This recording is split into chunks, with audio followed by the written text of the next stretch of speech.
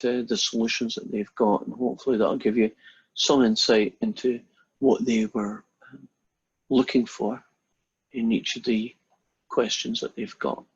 So there's going to be 14 questions altogether. First question, you watch this video. And I don't think this particular question is difficult to do. So I suggest strongly that you watch the video. But if you pause at this point, you can see the solutions. Make sure that you read the solutions because they do tend to randomize the positions depending on each person. And here they have tick all that applies. So they have a thing called a class limit and another thing called the class boundary. And if you look over the textbook, you'll get the details of that. But here are the things that you can and cannot get. Question 3, they have a range from 10 to 19 and they finish 40, 49. And they are, when you look at the data, it has a 52 in it, which is why that answer is correct. This particular group of intervals won't allow you to have a 50 because it finishes at 49. Move on, question 4 is similar.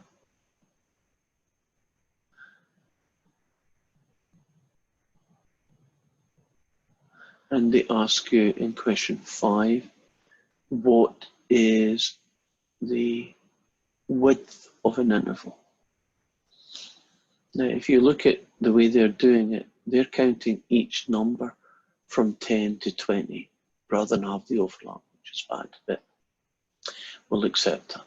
If you look at 10 to 20, if you actually count all the numbers, here goes, I'm doing it with my fingers, 10, 11, 12, 13, 14, 15, 16, 17, 18, 19, 20. There are actually 11 numbers, and that's why they chose this one.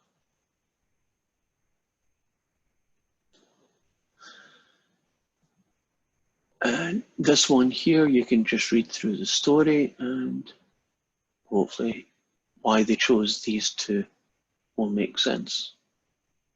Here is a rather awkward interval that they are using on a histogram. And the first question is actually pretty straightforward.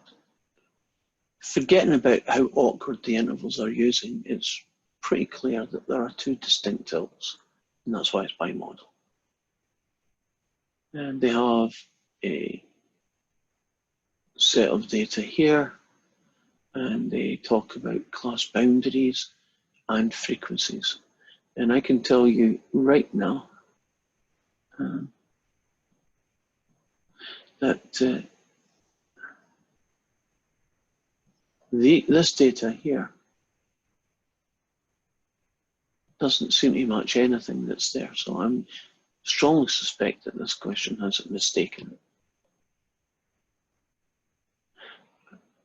This one here is relatively simple. You've got a set of data, which one is the correct histogram? Here, a different set of data, which one is the correct histogram?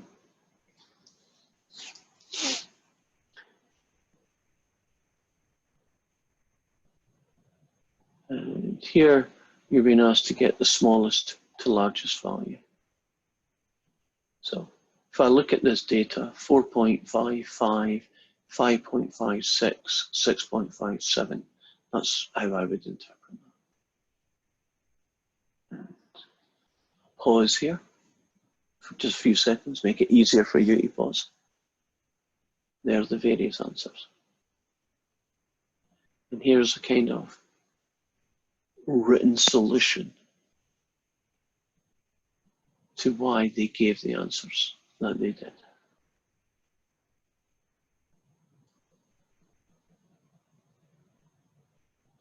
Here's a time series. These curves are no jive, if you can see them.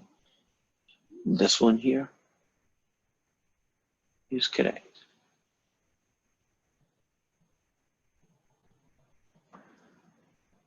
Then they give you